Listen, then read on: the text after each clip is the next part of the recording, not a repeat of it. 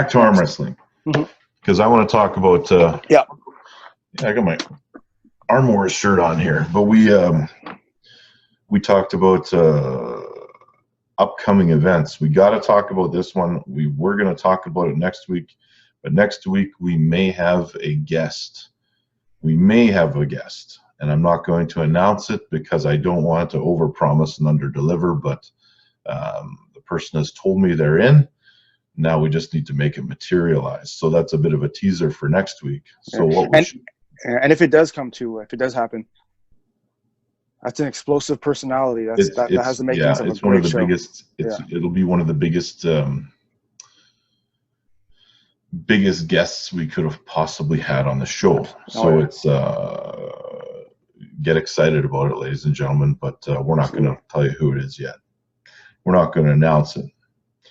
So let's talk about WOW 505, August 15th. I mean, it's a little bit away, but people are already starting to throw some predictions out there, and I think we should probably do the same thing. Absolutely. So Carlson and Faryab, I mean, we'll talk about the women's match. Yep. Now, I don't know a ton about these girls, and I think if WOW is starting to get some stuff right, it might be the matchmaking for women. Matchmaking goes, it might be with women. Yeah.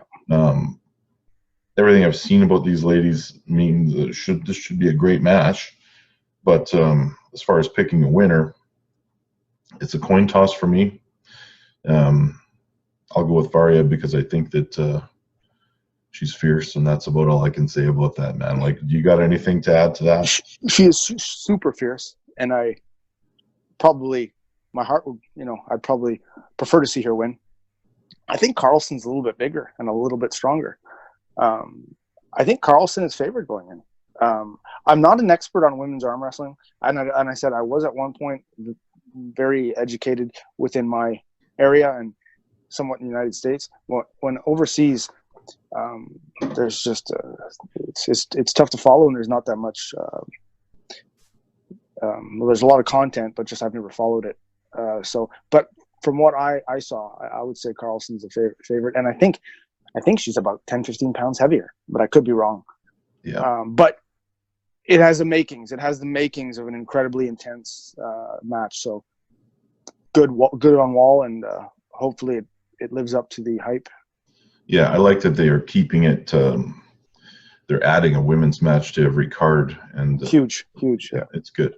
Yeah, and still pulling for Flicka to get in there. Oh yeah. So next match, let's talk.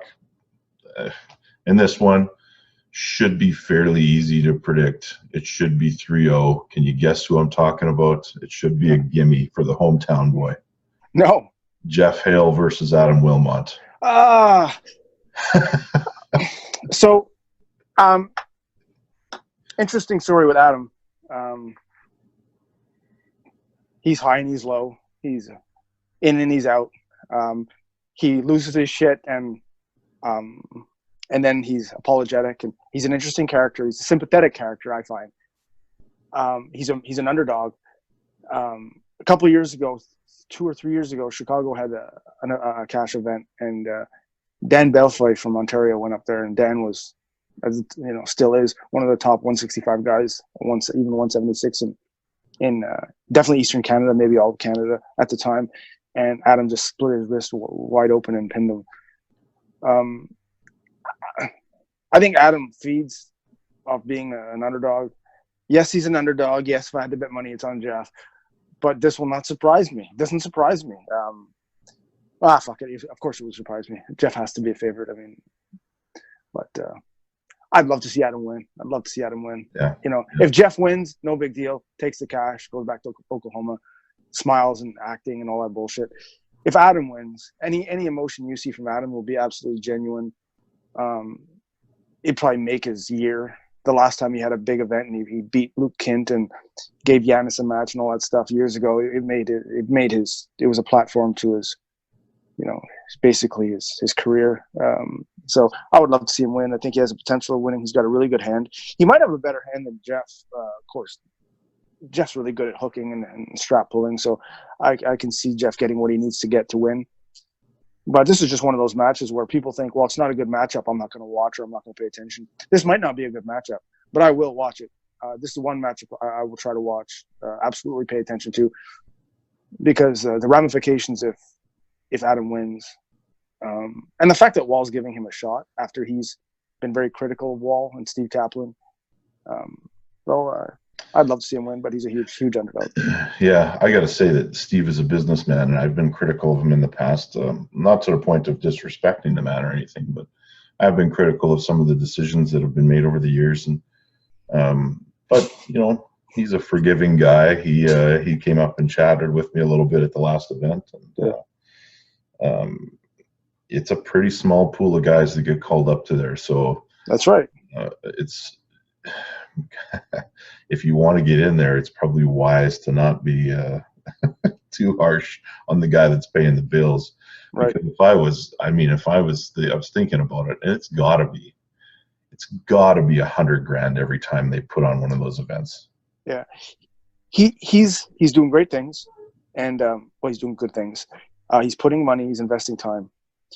As much as he's doing, and as much as people want to be on the card, and it's the number one card going this side of the planet, I will never ever get past the fact that he canceled an event 48 hours when people had plane tickets.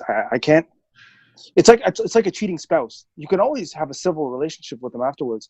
I don't believe you can ever fully trust that cheating spouse after they've cheated, and you can definitely not have a healthy relationship with them. Well, I gotta, in fairness, yeah. Marvin's going around to all the different women's houses, and people are still talking about his events. No, for sure. There's a long list of arm wrestling promoters that have fucked the community. You could argue Steve's done more good than he's done bad. Of course he has. But that one thing he did, and the way he reacted afterwards, you can never tell me you're passionate for arm wrestling or arm wrestlers. What you're passionate about is money and success. And if you don't see it, you're pulling a plug, regardless of any little bit of principle or loyalty you have standing behind it. Fuck it. But I don't know. But, you know what? Whatever. I think that, I went down anyway. I got past it. It's at the point now where they've restructured it, and he did what a businessman does. I mean, if something's not working, you got to change it. Yeah. The part that I like is that he did restructure it and came back. And when a lot of people thought that was it was just going to be finished. It's kind of like the whole Game of Arms show. I mean, they threw in the towel. And I know that AMC at the time threw in the towel on everything that was reality-based television. But, man, why bury it? I mean, throw it out there to the world and let someone else pick it up. Yeah. No, you're right. And Steve, with help, I'm sure, came up with a better format, and the format's great. It seems to be popular. Arm wrestling has always been a better super match platform stage. It's better for spectators. No one wants to see a 6-hour event. No one wants to see, he's tapped into something, and I hope it gets tremendous amount of success. Yeah. I'm just stubborn with shit like that, but yeah, he's definitely doing good things. So Jeff and Adam. Yeah, Jeff is a massive favorite, but again, they threw Adam a bone, and let's see what he can do with it. Yeah, and you know what? Sometimes I think that's what happens when you. It's not necessarily, and you know what? I could be completely off base on what I'm about to say, but it's almost like you got to pay a little bit of a price to get back in the good graces. You gotta go against somebody that's probably kicking your ass. And that's right. They're not going to give Adam. They're not going to give Adam a freebie. And the guy who Adam can play with, they don't want on that card. Adam's a 3 to Jeff's 4. So this is the price to pay. And it's not a dumb matchup for Wall. It's not a dumb. They're giving Adam an opportunity to do something great. And Adam is a colorful guy. Like if Adam gets a win, pay attention. Like pay attention to that screen. This kid's, he's colorful. He has the ability to be a showman, a genuine showman, not like Jeff, not an actor. So no. So but Jeff's a 4, and Jeff's a huge favorite. Yeah. Interesting. Very So interesting. we got Danny Tesh versus Quinlan Mendez up next. This I like a lot because both guys, neither of them need their wrist. From the little I know of Danny, can pull in multiple ugly positions with a lot of conditioning, and we can say, and Quinlan might be his American counterpart. Quinlan never gives up, hand or no hand.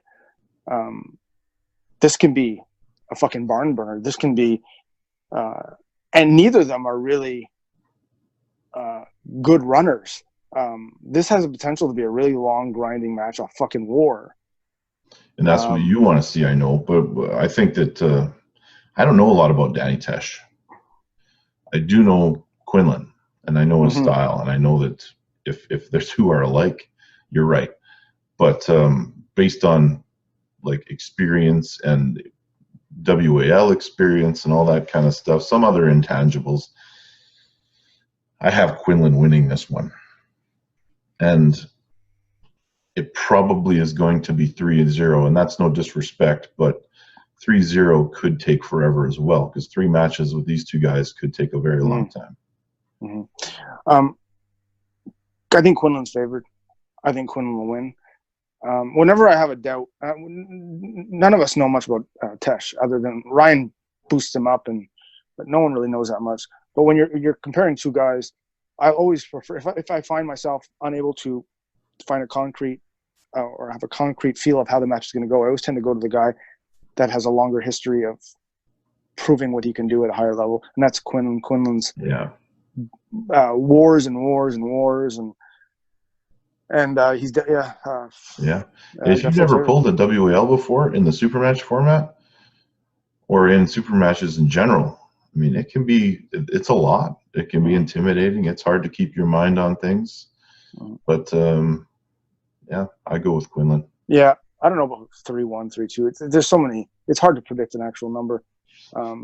He's favored. He's favored, but again, I like this matchup.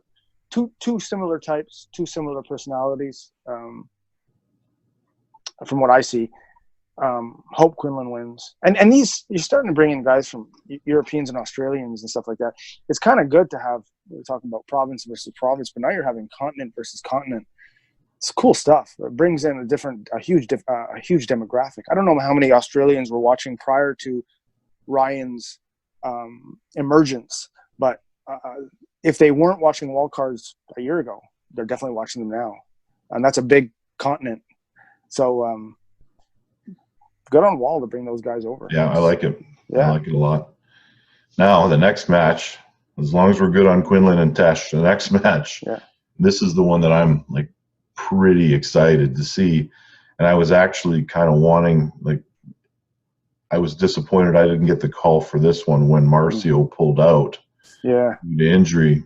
But it's Matt Mask versus Hermes Gasparini. I love it. I love it. I love it because bring in Italy.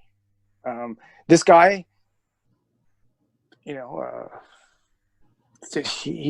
had the win on Michael Todd a couple of years ago, and I've been watching footage on this guy. He's an animal. Yeah, and amazing hand and wrist, amazing wrist. Man, I'm leaning towards Gasparini in this match. Yeah. Mask will win. It's a bad matchup for Erms. He's going against a similar puller. Well, no, I wouldn't say similar. No one's quite as explosive as Matt. Erms is not exactly. I don't think he's known for being explosive. Amazing hand and wrist, like the hand and wrist of an elite super heavyweight. And I think he's a 210-pound guy. I don't think he's that big. He's not a super heavyweight. Mask is 240, 250. There are only a certain small group of people that can beat Mask, and it's stylistic. I don't think Erms is one of them, but I love the matchup. Erms is a lot more versatile because Mask doesn't have to be all that versatile. I don't know how well Mask is at adapting to certain things. He only because he never really had to. Not often anyway, because he's got the great lever and the giant hand, and 0 to 60 as quick as any man alive. But Erms has more versatility, more potential to adjust, and has the ability to in or out of the strap get the match where he wants to go. So I like the attrition in this match. So it's Matt with the big pronation going against the guy with the iron hand and wrist. Mm-hmm. And we're going to disagree on the prediction on this one. So that also please note for all the drunk podcast hosts out there with low testosterone that we're not agreeing on everything here. No. And I'm going with Gasparini. So that is my prediction. I don't know how it's going to unfold. Matt's my buddy, and he knows not to take this shit personally. But we've predicted against each other in the past, and I think we've bet from the audience against each other in the past. Yeah. It's kind of like another Hale Wilmot factor where even if Mask wins, it's great for the sport because you bring in this not unknown, but a first timer to the card, which we've criticized that they have to do. They can't keep just rotating the same people. Yeah. And second of all, the wow factor, if the underdog pulls off not just one win, but potentially the whole match, the wow factor is massive. Like the crowd goes crazy. There's huge wow factor with this one. And for that alone, I love it. I like the matchup. It's a good match. And I say Mask is a favorite. But I mean, it's not overwhelming. Well, I think that it's a super fun match, and I like the fact that WAL is branching out, as you said. Absolutely. And they're bringing in all these viewers from around the world that are adding potentially millions and millions. The video with Devin and Chafee, that thing, what is it, up to 75 million views or something like that? You cannot fake that. And man, WAL is building and building the sport, and I don't know. Mm-hmm. But, they definitely seeming to be moving in the right direction. It's all good. Yeah, it's all good. So the next one, we actually have a bet on this one. Mm-hmm. The last match, the main event. I took Jerry Cataret. You took Todd Hutchins. Yeah. Todd's maybe the smartest arm wrestler out there. Plans and analyzes for a super match as well as anyone out there. I think he knows what he has to do, and I think he will take. He will have slight control over Jerry's hand, and Jerry is known all across the world as being a great puller without his hand. When his hand goes back, and it will go back, and he just plows sideways, he will be plowing into arguably the best side pressure outside of Dave Chafee in North America. Probably, but can he apply that before Jerry is in the position that will just bleed Todd? And you know what? I can't. It's easy to say it, but Todd, he's got some stamina there too. So, well, Jerry's going to slip. Todd's not going to hang on, or hang on to a certain point. It's going to go straps. In the straps, Todd will increase his back pressure training. Todd will have a little bit more whatever. Increases flexion and control, because I think the best thing to do against a presser like that is not pronate, is full supination. But it does nothing if you have no side pressure. But Todd has the side pressure. If you can gain a little bit of supination, Jerry's in trouble. Now, Jerry's in trouble. We're still looking at a long match. We're still looking at an absolute grinder, because neither one of these guys are that explosive. Jerry's explosive, but not conventionally speaking. When it's over, I'll send you my email address for the e-transfer for my. Either $20, man. Either way, I'm good. I just finally like that they got the truck versus the truck. It's a great match. Love both these guys. Huge matchup. Todd's giving up weight. I'm curious to see. I don't know. I'm trying to figure out who's favorite here. Like, just optically, you want to say Jerry's favorite because he's come here. He beat Todd Hutchins. He beat Michael Todd. So, I mean, lost to Devin, beat Michael Todd. I don't know. I have to say Jerry's a favorite, but I don't believe I don't know. I mean, I don't believe Hutchings is the same way. I mean, lost to Devin, beat Mask. It's hard to say, man, but I know that I'm rooting for Jerry a little bit just because I want to see the rematch with Michael Todd in the final as well. And I think Jerry will get that nod if he wins this match. And if maybe Hutchings gets the nod if he wins the match. I doubt it, though. I doubt it. I think if Jerry loses, Devin gets the match in the finals. Makes sense. Yeah. Yeah. And then we're probably going to see the thing we aren't going to talk about. I don't need to talk about it, man. It's all good. I got a ton of Q&A. Of Q&A. And our friend, what did I say his name? Constant Incel who cannot get laid. His name is Sean. So let's give Sean a shout out. He has asked a pile of questions. So if that thing that comes up that we cannot talk about comes up, it is only because it is part of one of his questions. Sure. And we're about to talk about the first one here. Number 1. In Arm Hub, episode 5, Devin Larratt said, and I quote, I told Igor I'll bet a lot of money that Crazy George beats Zoloev in a super match. Assuming strict WAF or PAL roughing rules, tables, and pads, would Crazy George really stand a chance against Zoloev in a 6-round right-handed super match? With all those factors, right today, no. In his prime, George in his prime, never won a Worlds. He went to Worlds once, and I believe he took 3rd. Took a loss to Pascal Girard from Switzerland. If you take the best of George, or even George 3-4 years ago, because right now I don't know where he is. He hasn't been very active. Who knows? But if you take him even 3-4 years ago when he was active and still, very, very efficient. With sloppy rules, while in a super match format, maybe.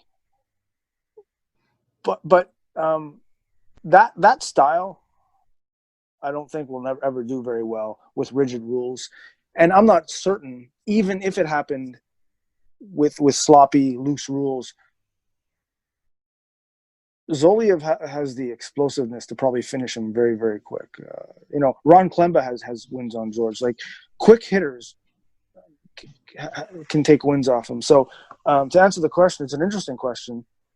The answer is I'm doubtful. I don't see George giving him a match or even taking a match number 1, giving him much of a match, specifically with rigid rules.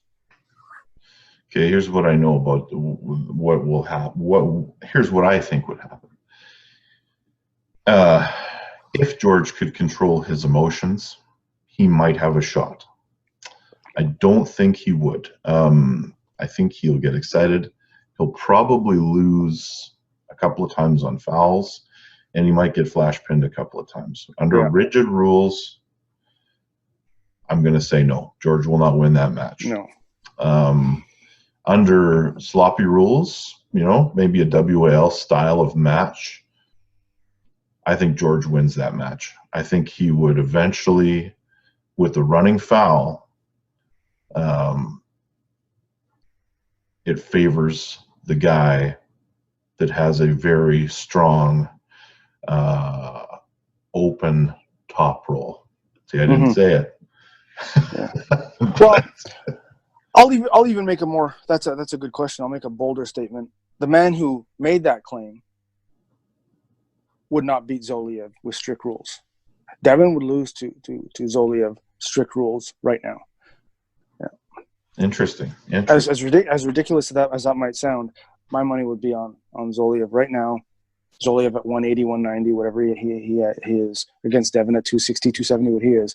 Strict rules, rigid rules, for multiple reasons. A shift in styles for Devin.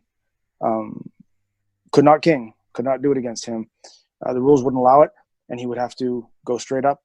And that dude's a fucking animal. Yeah. I don't believe you'd want to hook right-handed with that guy. Don't believe it. I'm not saying you run from it. I'm just saying there's not too many humans on earth that want to go inside or can even prevent an inside move from that guy. Yeah. So, yeah, good question though.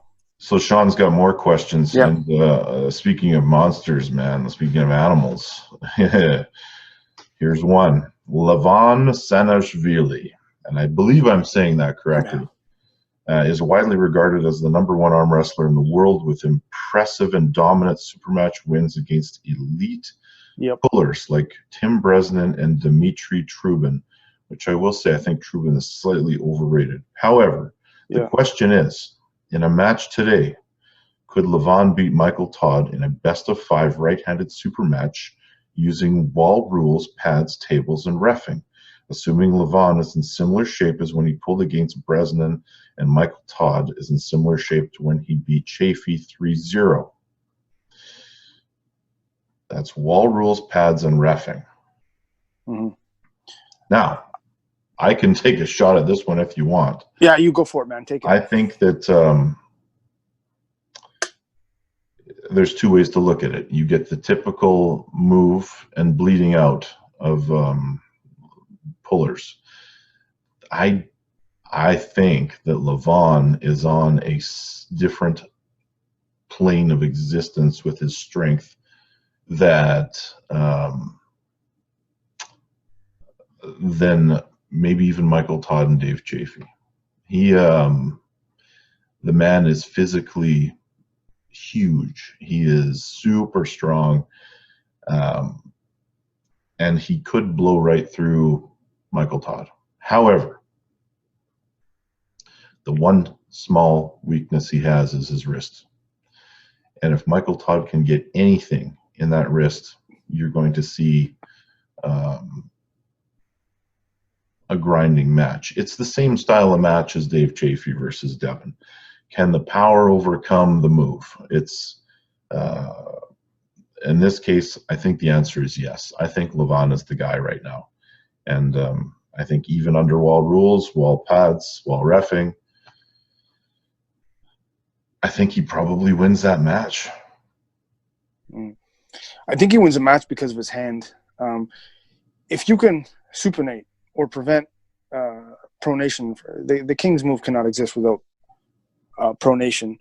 And I think his hand is like he's a super strong guy. He's 400 pounds, but it's his hand. And I know he's not known for having a great wrist, but if you look at the hand length and girth, much like Saplenkov, and I believe his hand might be longer, to get around the back of that wrist and to just fully just cup down, can shut it right down. And if he does, it's game over.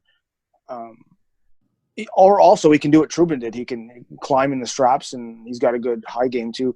I think there's many ways he can win that match. How does he go in? Does he?